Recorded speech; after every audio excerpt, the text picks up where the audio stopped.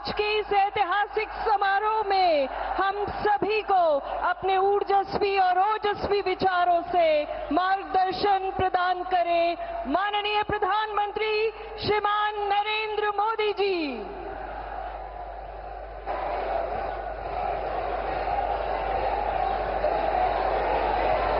भारत माता की, भारत माता की, भारत माता की। थाने सगळाने राम राम। राजस्थान के राज्यपाल हरिभाऊ बागड़े जी, यहां के लोकप्रिय मुख्यमंत्री श्रीमान भजनलाल जी, पूर्व मुख्यमंत्री बहन वसुंधरा राजे जी, केंद्रीय कैबिनेट के मेरे साथी अश्विनी वैष्णव जी, अर्जुन राम मेघवाल जी, राजस्थान की उप मुख्यमंत्री दिया कुमारी जी, प्रेमचंद जी, राजस्थान सरकार के अन्य मंत्रीगण, संसद में मेरे साथी मदन राठौड़ जी, अन्य सांसद और विधायकगण और मेरे प्यारे भाई और बहनों, आप सभी यहां इतनी विशाल संख्या में आए हैं और इतनी भयंकर गर्मी के बीच, और आज इस कार्यक्रम से देश के 18 राज्य और केंद्र शासित प्रदेशों से भी लाखों लोग ऑनलाइन आज यहां हमारे साथ जुड़े हैं। अनेक राज्यों के राज्यपाल, मुख्यमंत्री, लेफ्टिनेंट गवर्नर, अन्य जनप्रतिनिधि आज हमारे साथ हैं। मैं देश भर से जुड़े सभी महानुभावों का, जनता जनार्दन का अभिनंदन करता हूं। भाइयों और बहनों, मैं यहां पर करणी माता का आशीर्वाद लेकर आपके बीच आया हूं। करणी माता के आशीर्वाद से विकसित भारत बनाने का हमारा संकल्प और मजबूत हो रहा है। थोड़ी देर पहले विकास से जुड़ी 26,000 करोड़ रुपए की परियोजनाओं का यहां शिलान्यास और लोकार्पण हुआ है। मैं इन परियोजनाओं के लिए देशवासियों को, राजस्थान के मेरे भाई बहनों को बहुत बहुत बधाई देता हूं। साथियों, विकसित भारत बनाने के लिए आज देश में आधुनिक इंफ्रास्ट्रक्चर बनाने का बहुत बड़ा महायज्ञ चल रहा है।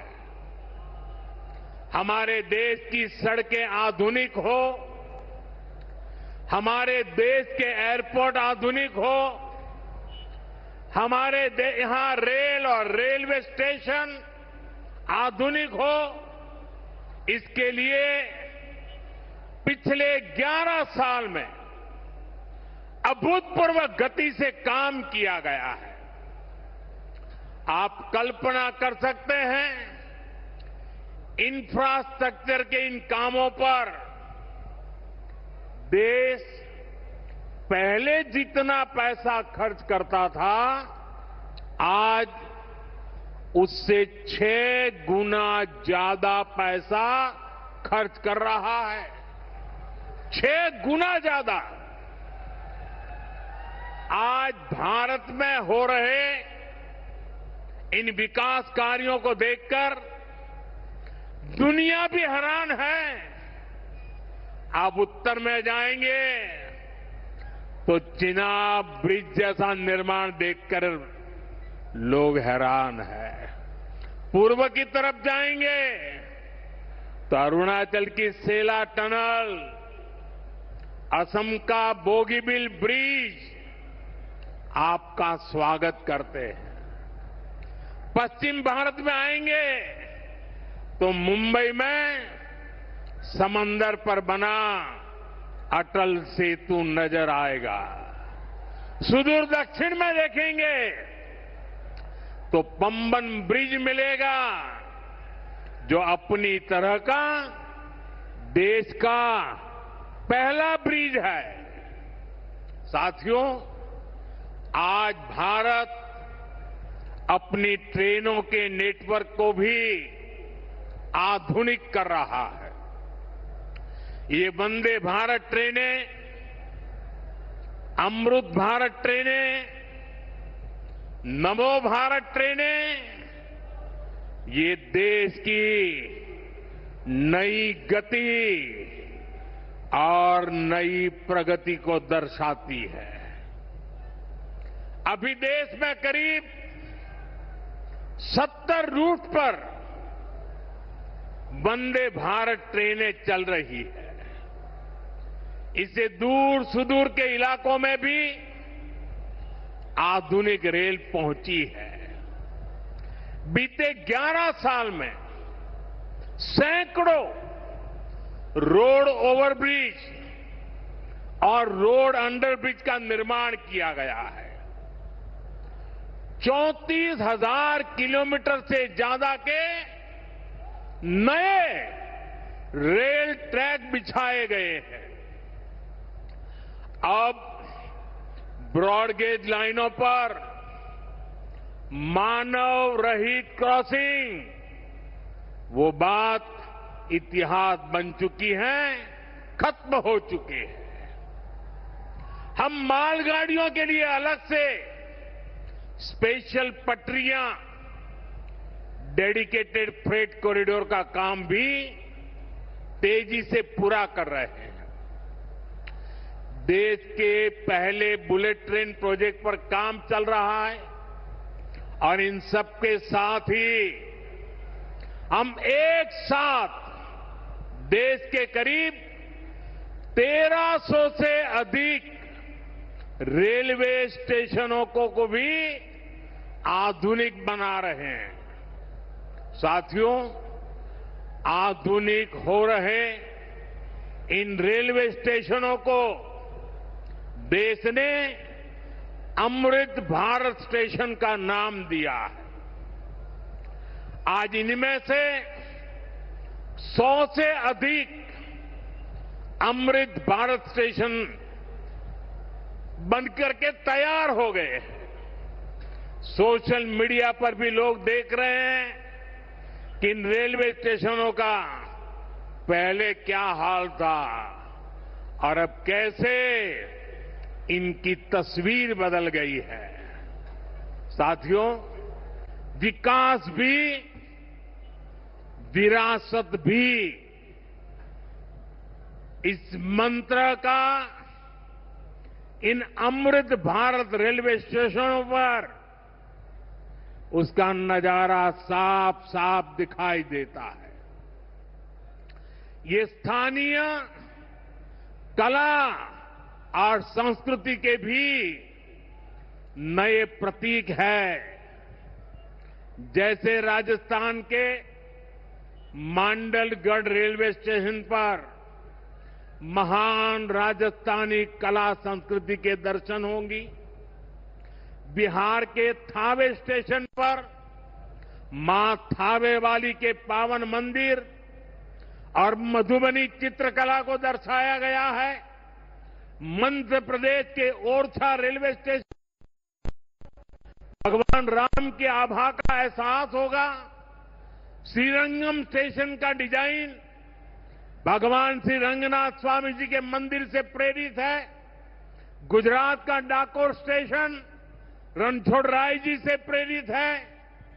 तिरुवन्नामलई स्टेशन द्राविड़ वास्तुकला के अनुसार डिजाइन किया गया है। बेगमपट स्टेशन पर आपको काकतीय साम्राज्य के समय का आर्किटेक्चर देखने को मिलेगा। यानी हर अमृत स्टेशन पर आपको भारत की हजारों साल पुरानी विरासत के दर्शन भी होंगे।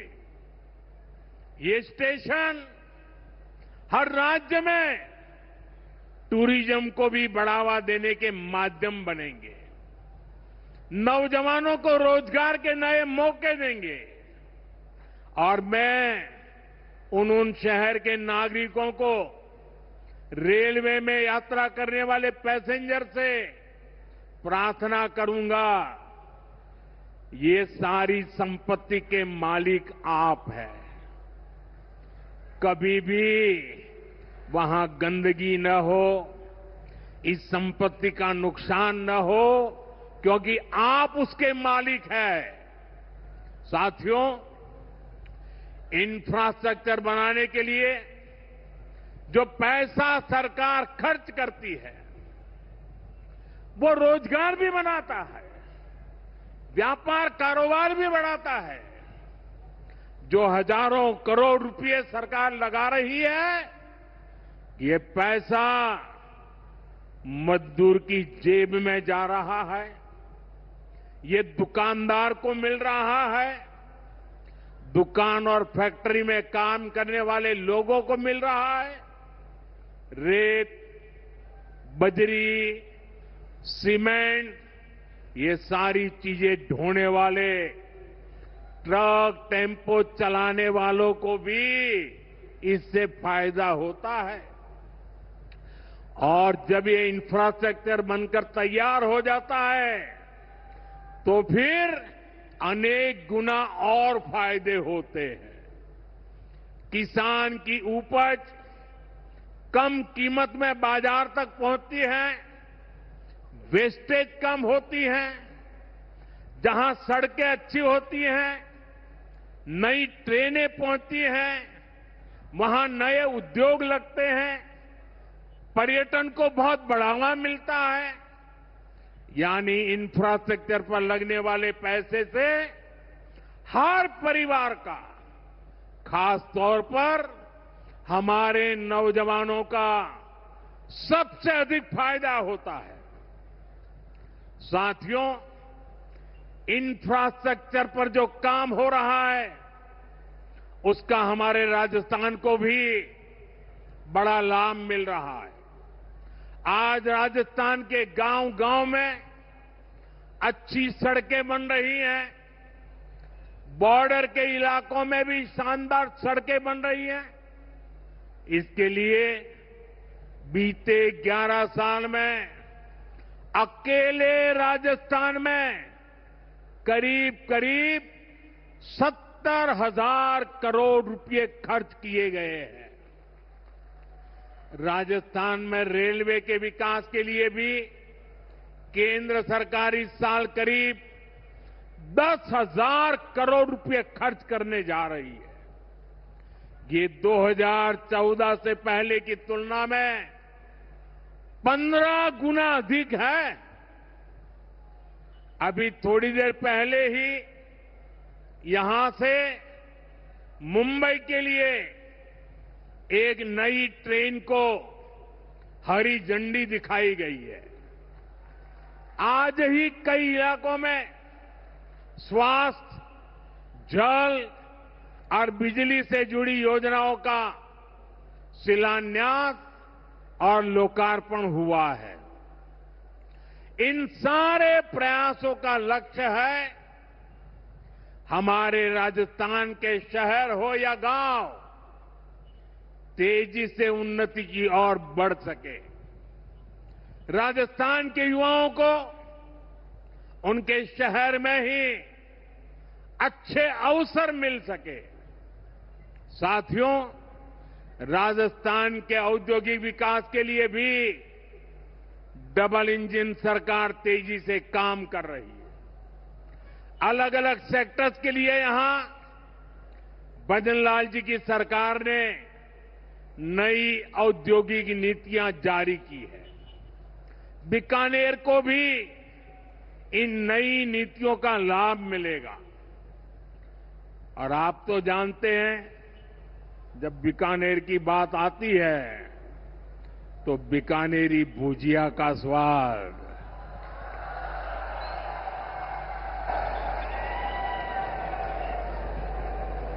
और बीकानेरी रसगुल्लों की मिठास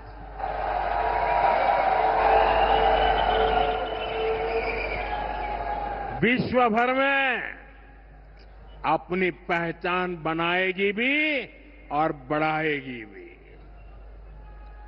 राजस्थान की रिफाइनरी का काम भी अंतिम चरण में है। इससे राजस्थान पेट्रोलियम आधारित उद्योगों का प्रमुख हब बनेगा। अमृतसर से जामनगर तक जो 6 लेन का इकोनॉमिक कॉरिडोर बन रहा है, वो राजस्थान में श्रीगंगानगर, हनुमानगढ़, बीकानेर, जोधपुर, बाड़मेर और जालोर से गुजर रहा है। दिल्ली मुंबई एक्सप्रेसवे का काम भी राजस्थान में लगभग पूरा हो गया है। कनेक्टिविटी का यह अभियान राजस्थान में औद्योगिक विकास को नई ऊंचाई पर ले जाएगा।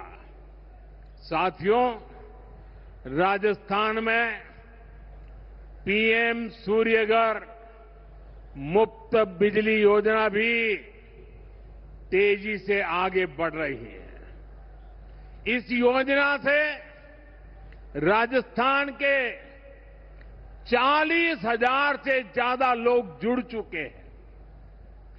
इससे लोगों का बिजली बिल 0 हुआ है और लोगों को सोलर बिजली पैदा करके कमाई का नया रास्ता भी मिला है। आज यहां बिजली से जुड़े कई प्रोजेक्ट का शिलान्यास और लोकार्पण हुआ है।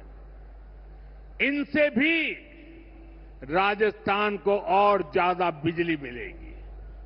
बिजली का बढ़ता उत्पादन भी राजस्थान में औद्योगिक विकास को नई गति दे रहा है। साथियों, राजस्थान की ये भूमि रेत के मैदान में हरियाली लाने वाले महाराजा गंगा सिंह जी की भूमि है। हमारे लिए पानी का क्या महत्व है, यह इस क्षेत्र से बेहतर भला कौन जानता है। हमारे बीकानेर, श्रीगंगानगर, हनुमानगढ़, पश्चिम राजस्थान के ऐसे अनेक क्षेत्रों के विकास में पानी का बहुत बड़ा महत्व है। इसलिए एक तरफ हम सिंचाई परियोजनाओं को पूरा कर रहे हैं और साथ ही नदियों को जोड़ रहे हैं। पार्वती, काली सिंध, चंबल लिंक परियोजना से राजस्थान के अनेक जिलों को लाभ होगा। यहां की धरती, यहां के किसानों को फायदा होगा। साथियों,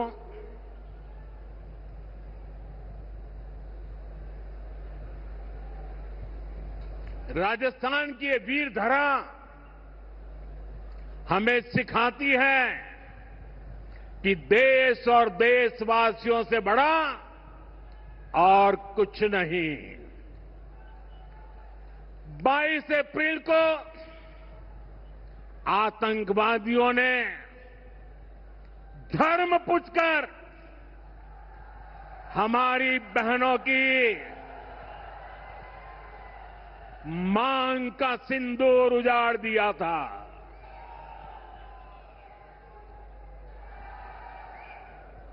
वो गोलियां पहलगाम में चली थी,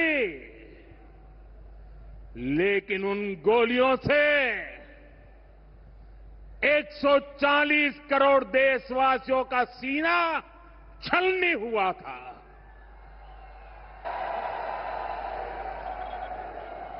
इसके बाद हर देशवासी ने एकजुट होकर संकल्प लिया था कि आतंकवादियों को मिट्टी में मिला देंगे, उन्हें कल्पना से भी बड़ी सजा देंगे। आज आपके आशीर्वाद से, देश की सेना के शौर्य से हम सब उस प्रण पर खरे उतरे हैं। हमारी सरकार ने तीनों सेनाओं को खुली छूट दे दी थी।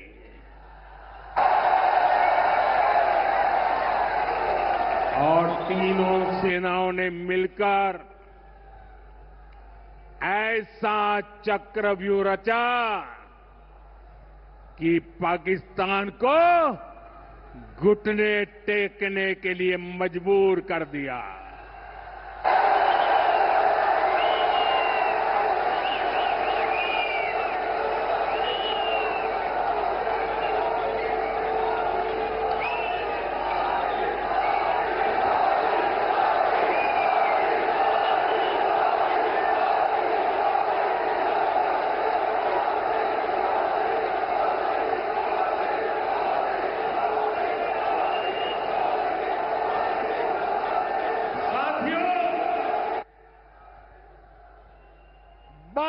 तारीख के हमले के जवाब में हमने 22 मिनट में आतंकियों के 9 सबसे बड़े ठिकाने तबाह कर दिए।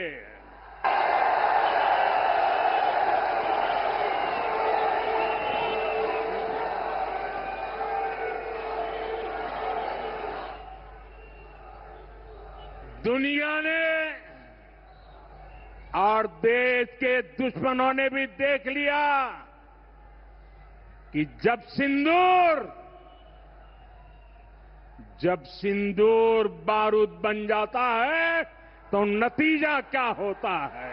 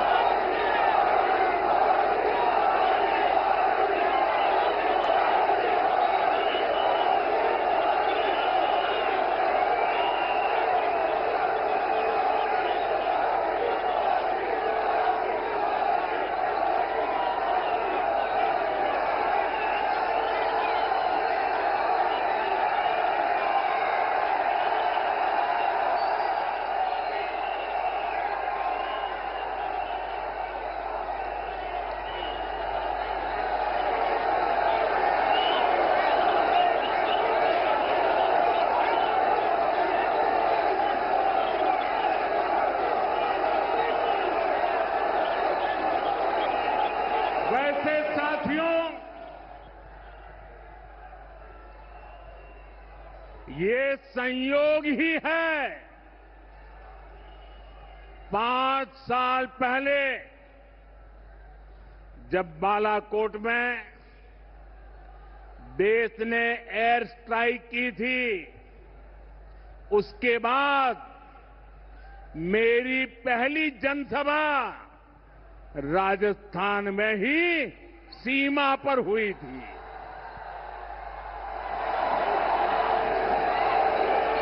वीर भूमि का ही ये तप है कि ऐसा संयोग बन जाता है। अब इस बार जब ऑपरेशन सिंदूर हुआ तो उसके बाद मेरी पहली जनसभा फिर यहां वीरभूमि राजस्थान की सीमा पर बीकानेर में आप सभी के बीच हो रही है।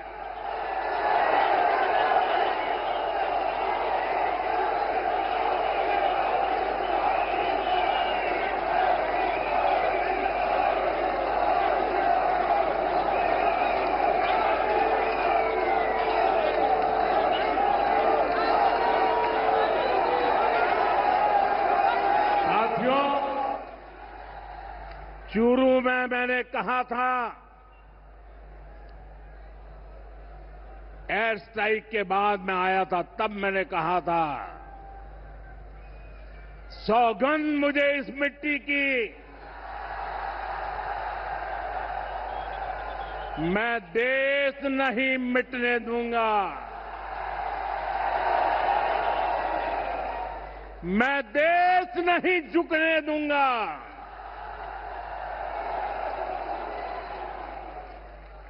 आज मैं राजस्थान की धरती से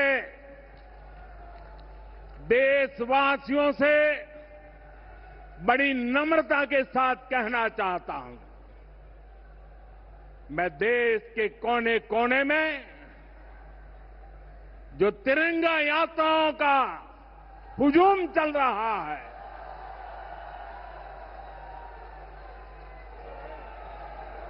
मैं देशवासियों से कहता हूं,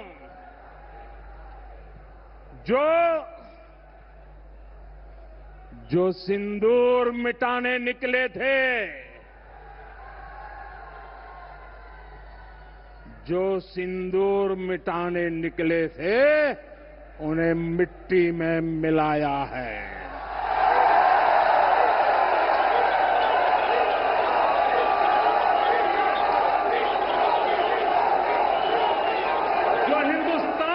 लहू बहाते थे, जो हिंदुस्तान का लहू बहाते थे, आज कतरे कतरे का हिसाब चुकाया है।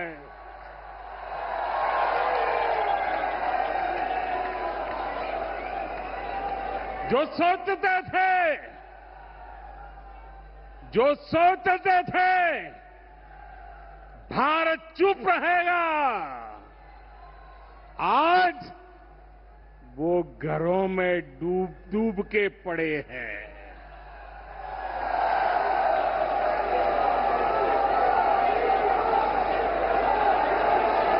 जो अपने हथियारों पर घमंड करते थे, जो अपने हथियारों पर घमंड करते थे, आज वो मलबे के ढेर में दबे हुए हैं।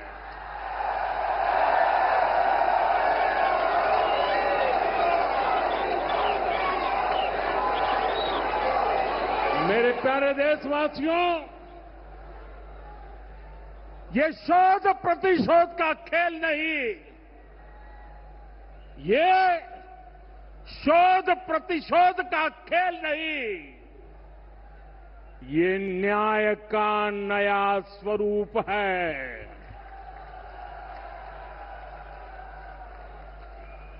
ये न्याय का नया स्वरूप है। ये ऑपरेशन सिंदूर है।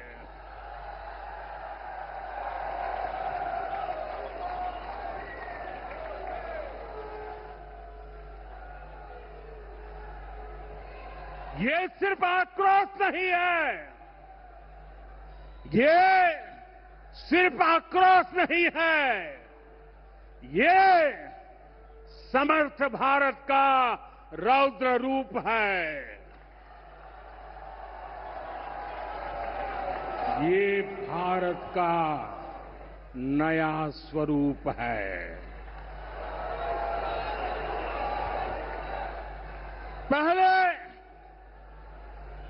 पहले घर में घुसकर किया था वार, पहले घर में घुसकर किया था वार, अब सीधा सीने पर किया प्रहार है।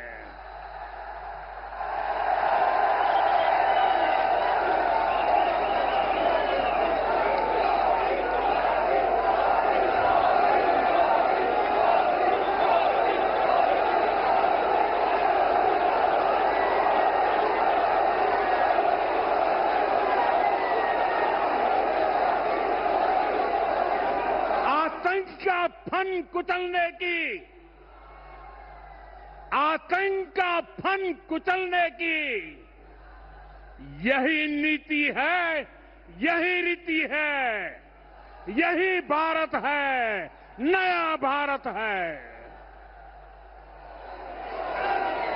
ये भारत माता की, भारत माता की, भारत माता की।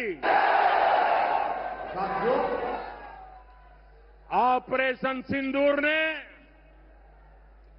आतंकवाद से निपटने के 3 सूत्र तय कर दिए हैं। पहला, भारत पर आतंकी हमला हुआ तो करारा जवाब मिलेगा। समय हमारी सेनाएं तय करेगी, तरीका भी हमारी सेनाएं तय करेगी और शर्तें भी हमारी होगी। दूसरा, एटम बम की गीदड़ बप्तियों से भारत डरने वाला नहीं है। और तीसरा, हम आतंक के आकाओं और आतंकी सरपरस्त सरकार को अलग अलग नहीं देखेंगे, उन्हें अलग अलग नहीं देखेंगे, उन्हें एक ही मानेंगे। पाकिस्तान का ये स्टेट और नॉन स्टेट एक्टर वाला खेल अब नहीं चलेगा। आपने देखा होगा, पूरी दुनिया में पाकिस्तान की पोल खोलने के लिए हमारे देश के 7 अलग अलग प्रतिनिधिमंडल पूरे विश्व भर में पहुंच रहे हैं। और इसमें देश के सभी राजनीतिक दलों के लोग हैं, विदेश नीति के जानकार है, गणमान्य नागरिक है। अब पाकिस्तान का असली चेहरा पूरी दुनिया को दिखाया जाएगा। साथियों, पाकिस्तान भारत से कभी सीधी लड़ाई जीत ही नहीं सकता। जब भी सीधी लड़ाई होती है तो बार बार पाकिस्तान को मुंह की खानी पड़ती है। इसलिए पाकिस्तान ने आतंकवाद को भारत के खिलाफ लड़ाई का हथियार बनाया है। आजादी के बाद पिछले कई दशकों से यही चला आ रहा था। पाकिस्तान आतंक फैलाता था, निर्दोष लोगों की हत्याएं करता था, भारत में डर का माहौल बनाता था। लेकिन पाकिस्तान एक बात भूल गया, अब मां भारती का सेवक मोदी यहां सीना तान कर खड़ा है।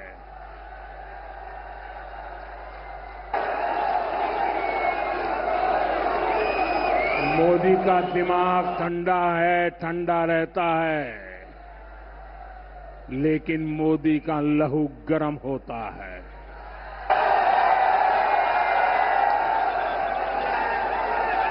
और अब तो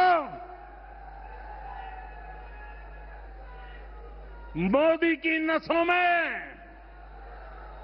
लहू नहीं, गरम सिंदूर बह रहा है।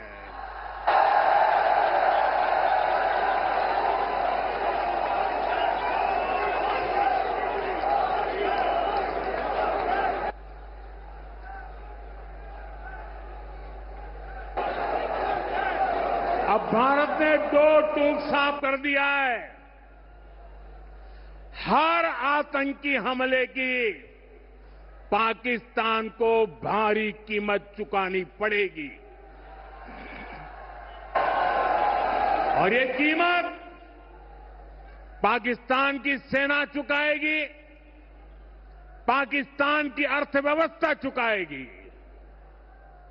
साथियों, जब मैं दिल्ली से यहां आया तो बीकानेर के नाल एयरपोर्ट पर उतरा। पाकिस्तान ने इस एयरबेस को भी निशाना बनाने की कोशिश की थी, लेकिन वो इस एयरबेस को रत्ती भर भी नुकसान नहीं पहुंचा पाया। और वहीं यहां से कुछ ही दूर सीमा पार पाकिस्तान का रहीम यार खान एयरबेस है। पता नहीं आगे कब खुलेगा। आईसीयू में पड़ा है। भारत की सेना के अचूक प्रहार ने इस एयरबेस को तहस नहस कर दिया है। साथियों, पाकिस्तान के साथ न ट्रेड होगा न टॉक। अगर बात होगी तो सिर्फ पाकिस्तान के कब्जे वाले कश्मीर की, पीओके की। और अगर पाकिस्तान ने आतंकियों को एक्सपोर्ट करना जारी रखा तो उसको पाई पाई के लिए मोहताज होना होगा। पाकिस्तान को भारत के हक का पानी नहीं मिलेगा। भारतीयों के खून से खेलना पाकिस्तान को महंगा पड़ेगा। ये भारत का संकल्प है और दुनिया की कोई ताकत हमें इस संकल्प से डिगा नहीं सकती है।